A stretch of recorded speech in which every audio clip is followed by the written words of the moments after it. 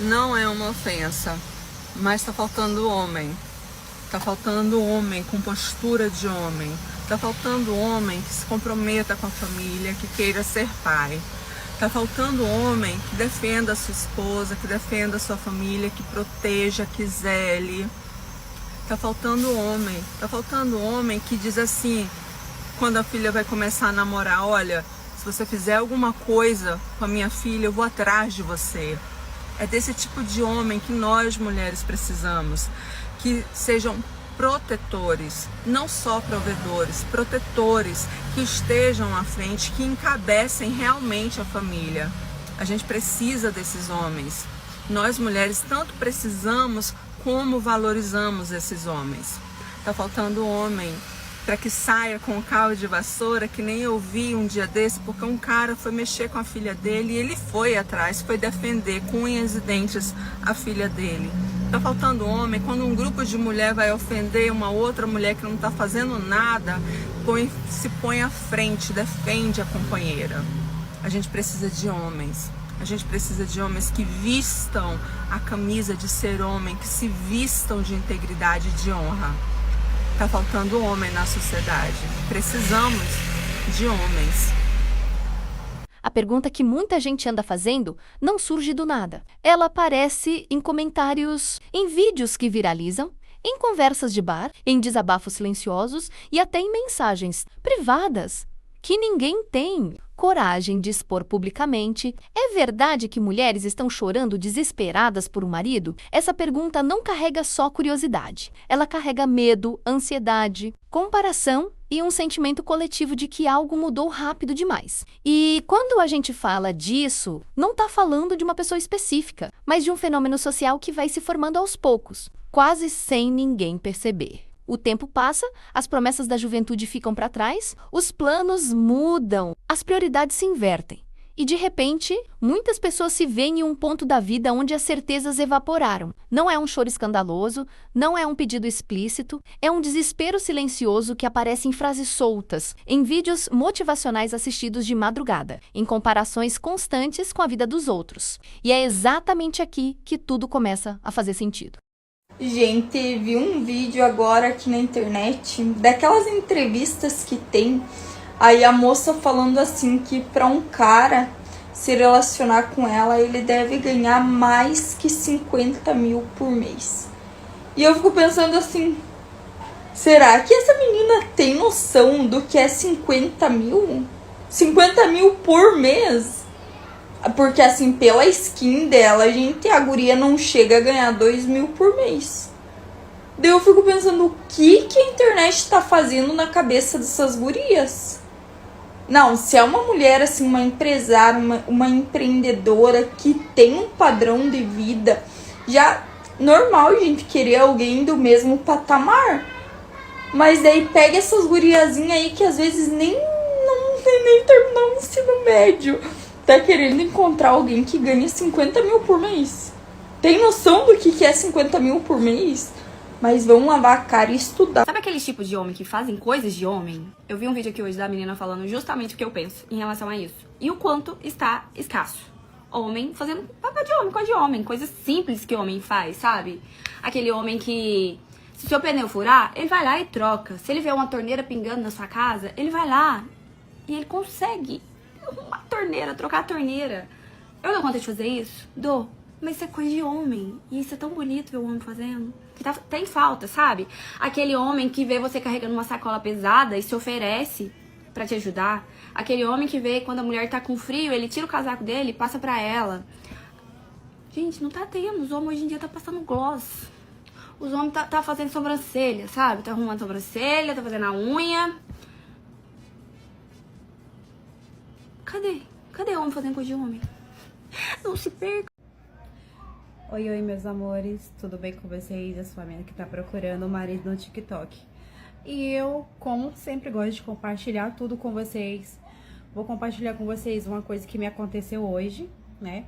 Eu tava na rua e simplesmente eu entrei numa frutaria e ao sair dessa frutaria, daqui da minha cidade, teve um rapaz, um moço, né? Um moço já bem forte, bem alto. Ele falou assim pra mim: gostaria de ter uma mulher em casa assim como você. Aí eu falei: você é casado? Aí ele falou assim pra mim: sou. Mas a minha mulher não se arruma, a minha mulher não se cuida. Eu queria que ela fosse linda assim como você. Aí eu falei pra ele: já pensou se a sua mulher também parasse pra exigir também que você fosse um bom homem pra ela?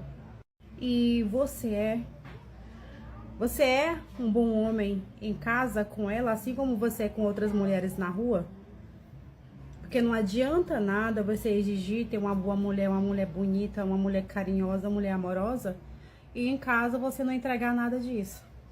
Não adianta nada você sair na rua, ser um homem que você para outras pessoas, ser uma ótima pessoa, e para tua esposa em casa tu ser uma péssima pessoa, tu ser um péssimo homem, né? Então, isso não adianta de nada, você querer e não ser, né? Então, assim, eu acho que você como ser humano deve procurar mais valorizar quem tá do teu lado e deixar de estar elogiando uma mulher que você, qualquer mulher que seja que você vê na rua, e elogiar mais a sua de casa, porque a partir do momento, se esse elogio que você fez pra mim aqui, se você elogiasse a sua esposa dentro de casa, eu tenho certeza que ela entregaria muito mais pra você do que uma mulher atarefada, do que uma mulher que só fica na cozinha, do que uma mulher que só cuida dos filhos, que só cuida da casa, entendeu? Então, assim, gente, é sobre isso, quero falar isso pra vocês. Eu sei que o meu conteúdo mais é sobre relacionamento, sobre a minha busca por um marido. Então, são de homens, assim, que eu fujo, entendeu? Quero que vocês entendam que são desse tipo de homens que eu fujo, realmente fico fugindo. E eu espero que vocês, homens, possam entregar mais para suas esposas em casa, ou chegar em casa. Não sejam bonzinhos para as pessoas da rua e uma pessoa má para as mulheres de vocês dentro de casa. E vocês, mulheres, que estão aceitando isso até hoje, parem para analisar mais, tá? Porque vocês merecem o mundo inteiro. Vocês merecem ser tratadas como verdadeiras rainhas. E não aceitem menos que isso. O dia que eu fiz uma carta pra Deus pedindo meu marido de presente. Amigas, eu só tô rindo porque a época das vacas magras já passaram. Porque na época eu cortei 2. O ano era 2018. Eu tava saindo de uma depressão brava. Então eu falei, cara, eu tô muito mal. Eu preciso resolver minha vida. Daí eu me lembrei que uma pastora havia falado comigo que quando eu quisesse um marido, era pra eu fazer igual ela fez. E o que a gata fez? A gata escreveu uma carta pra Deus. Como eu tava com depressão, porque eu tinha acabado de tomar uma gaia, eu não botei muita fé no negócio, não. Mas aí eu resolvi fazer a carta. Eu tenho certeza que naquele dia, Deus deve ter olhado pra mim lá de cima e ter falado, minha filha, me ajuda a te ajudar? Hoje eu acho graça porque eu fico pensando, quem em sã consciência faria uma carta pra Deus pedindo um marido? Eu. Mas tudo bem. Cheguei do meu trabalho, minhas amigas me deram um sermão bem dado, bati meu joelhinho no chão e falei, Deus, a partir de hoje, eu quero que o Senhor me mande um homem do jeito que eu vou escrever essa carta. Porque se a pastora conseguiu, eu também consigo. Então eu tinha um papel, uma caneta e um sonho. E eu comecei a carta com: querido Deus, eu gostaria de um marido que fosse alto. Eu pedi um marido alto. Meu maior preconceito sempre foi homem baixo. Eu pedi um marido que, quando eu olhasse pra ele, eu me apaixonasse por ele, pra Deus tocar no meu coração, pra eu sentir que aquele era o homem da minha vida. Pedi a Deus que este homem fosse extremamente carinhoso, como eu sou carinhosa, que ele fosse meloso, como eu sou melosa. E, gente, meu marido é exatamente desse jeitinho. Quando eu estava na igreja, que eu olhei pra ele, que foi a primeira vez, assim, que eu tive essa troca de olhares com ele, bem intensa mesmo, que eu olhei pra ele, que ele olhou pra mim, eu senti um conforto tão grande no meu coração, que eu não sei explicar pra vocês. Nem a rainha de Sabá tinha um sorriso tão feliz quanto eu quando cheguei em casa, amigas. Os detalhes que eu fiz na carta, gente, de pedir a Deus um marido que fosse carinhoso, que fosse alto, que fosse atencioso comigo, que me amasse como Cristo amou a igreja, que desse a vida dele por mim, que me respeitasse, que cuidasse de mim, que me priorizasse como esposa, gente. Era assim, era meu marido, fora outros detalhes que tá nessa carta. Inclusive, eu vou dar uma procurada nela ali, porque eu tenho quase certeza que ela tá aqui em casa. Então, se você, minha amiga, está solteira ou solteiro, talvez você só não achou sua metade porque você não fez uma carta pedindo pra Deus. Que ideia brilhante daquela pastora. Sinto muita saudade dela, inclusive. Hoje ela é psicóloga, super inteligente e tá na área, assim, da vida dela. Depois eu venho aqui contar como que eu conheci meu marido, porque aí a conversa pra outro vídeo. Durante muito tempo foi vendido um discurso de liberdade absoluta, de que o tempo não importa, de que tudo pode ser resolvido depois, de que escolhas não têm consequências reais. Só que a realidade não funciona assim. O relógio não pede permissão para avançar. E a vida não pausa para que alguém decida quando está pronto. Muitas mulheres cresceram ouvindo que não precisavam de ninguém, que relacionamento era opcional, que estabilidade emocional vinha sozinha. Mas quando os anos passam e o cenário muda, o impacto psicológico aparece. Amigas casam, constroem famílias, seguem caminhos diferentes. E aquela sensação de depois eu vejo isso começa a cobrar um preço. Não é sobre depender de alguém, é sobre perceber que o futuro imaginado não se materializou como prometido. E quando essa ficha cai, o choque emocional é real, profundo e muitas vezes solitário. O que quase ninguém fala é que esse desespero não nasce da falta de opções imediatas, mas da falta de perspectiva. Não é simplesmente querer um marido, é querer segurança, previsibilidade, parceria e pertencimento. É perceber que o tempo de escolher sem pressa ficou para trás. As redes sociais amplificam isso de forma cruel, mostrando vidas aparentemente perfeitas, relacionamentos estáveis. Filhos, viagens em família, mesmo sabendo que ali existe filtro. Edição e narrativa, o impacto emocional é inevitável. A comparação acontece, a cobrança interna aumenta e a sensação de atraso se instala. E quando a pessoa percebe que não tem controle sobre o tempo perdido, surge o choro silencioso, a angústia que não se posta, mas se sente todos os dias. Enquanto isso, o comportamento masculino também mudou. Muitos homens passaram a priorizar paz, rotina previsível e menos conflitos. Outros simplesmente desistiram do jogo, cansados de expectativas irreais e relações instáveis. Isso cria um desencontro perigoso. De um lado, pessoas que agora querem compromisso. Do outro, pessoas que já não veem vantagem em entrar em relações tradicionais. Esse desalinhamento gera frustração, insegurança e um sentimento de escassez emocional. Não é que não existam homens, é que eles não estão mais disponíveis da mesma forma de antes. E essa mudança não aconteceu de um dia para o outro. Ela foi sendo construída ao longo de anos de experiências negativas, decepções e ajustes de prioridades. O mais delicado de tudo é que ninguém gosta de admitir arrependimento. Ninguém gosta de dizer que talvez acreditou em promessas vazias ou em discursos que não se sustentaram no longo prazo. Então, o desespero aparece disfarçado de ironia, de piada, de vídeos debochados, de frases como prefiro ficar sozinha, mas no silêncio a história é outra. Existe medo do futuro, medo de envelhecer sozinha, medo de não construir algo sólido. Esse medo não é fraqueza, é humano. Ele surge quando a pessoa percebe que certas escolhas não são reversíveis como se imaginava. E quanto mais esse sentimento é negado, mais ele cresce internamente. A grande verdade é que o choro não é por um marido específico. É por um projeto de vida que parecia garantido e agora não parece mais. É pela sensação de controle que se perdeu. É pela ideia de que sempre haveria tempo. Quando essa percepção muda, o emocional entra em conflito com o orgulho. E o resultado é uma angústia difícil de explicar. Não se trata de romantizar o passado nem demonizar escolhas, mas de reconhecer que toda decisão tem impacto no futuro. E quando esse impacto chega, ele não pede licença.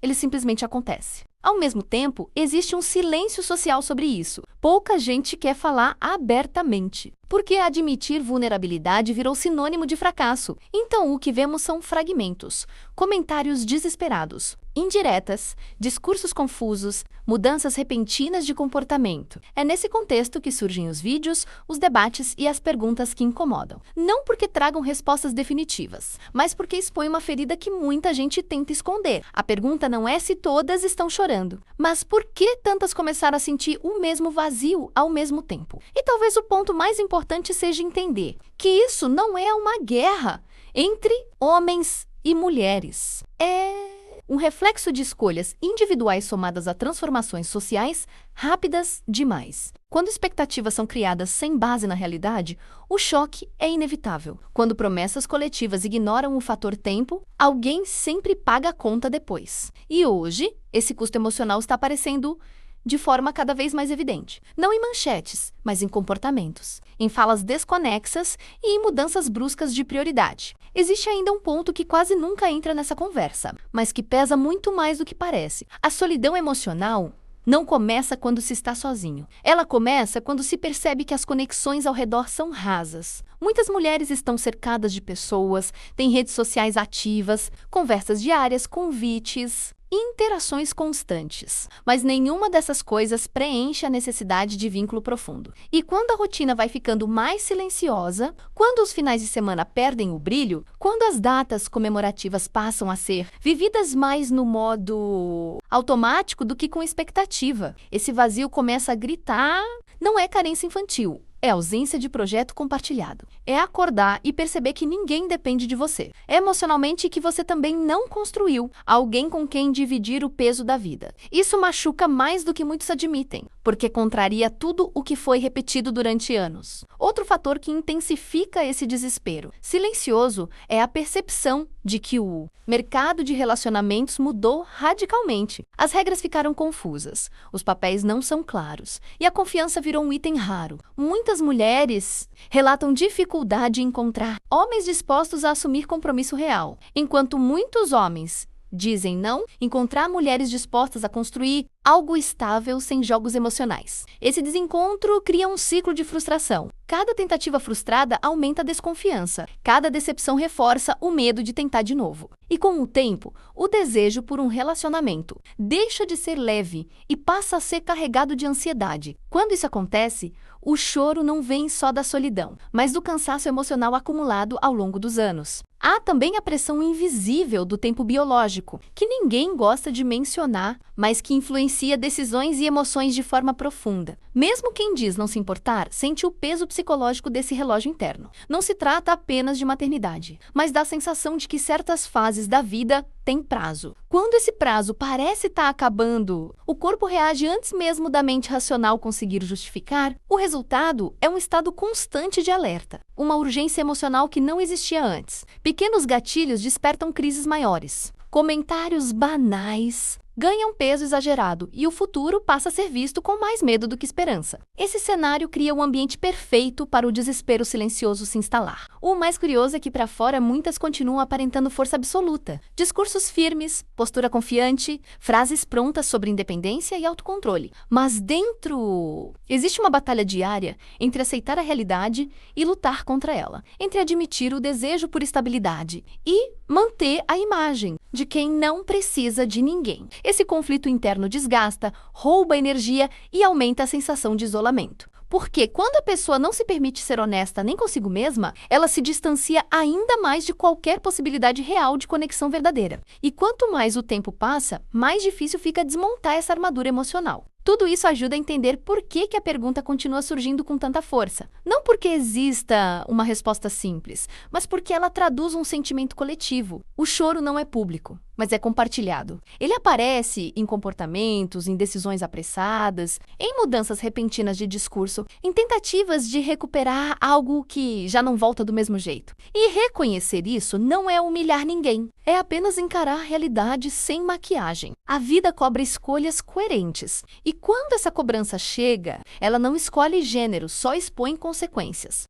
E quanto mais a gente aprofunda esse cenário, mais fica claro que o desespero não nasce de um dia ruim, mas de uma sequência de pequenas frustrações acumuladas ao longo dos anos. É a soma de relações que não avançaram, promessas que ficaram pelo caminho, expectativas que foram sendo adiadas até perderem o prazo. Muitas mulheres não acordaram um dia querendo desesperadamente um marido. Elas chegaram nesse ponto depois de perceber que todas as alternativas que pareciam infinitas foram se fechando pouco a pouco. O que antes era escolha virou tentativa.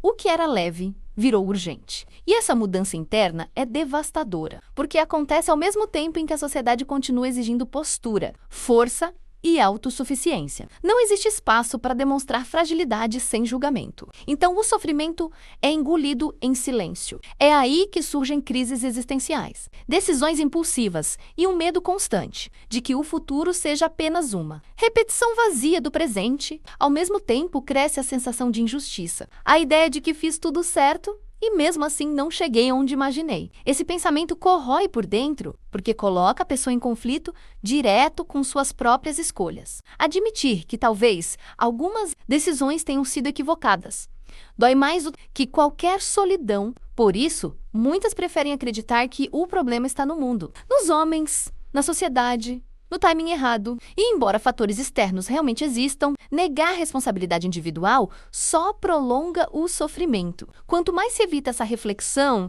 mais distante fica a chance de reconstruir algo com base na realidade atual, e não em fantasias do passado. Esse é o ponto em que o choro deixa de ser apenas emocional e passa a ser existencial. Não é só sobre relacionamento, é sobre identidade, propósito e futuro. É olhar para frente e não conseguir visualizar um caminho claro. E quando não existe clareza, o medo domina. Medo de envelhecer, medo de adoecer sozinha, medo de não ter com quem contar nos momentos difíceis. Esses pensamentos não aparecem durante o dia, eles surgem à noite, no silêncio, quando não há distrações. E é nesse momento que a verdade se impõe, sem filtros, sem discursos prontos, sem frases de efeito. Falar sobre isso incomoda porque quebra narrativas confortáveis, mas ignorar não faz desaparecer. Pelo contrário, só fortalece esse vazio coletivo que vem crescendo. Entender esse fenômeno é o primeiro passo para não repetir os mesmos erros e para encarar o futuro com mais lucidez. E se esse tipo de reflexão te faz pensar, questionar e enxergar além do óbvio,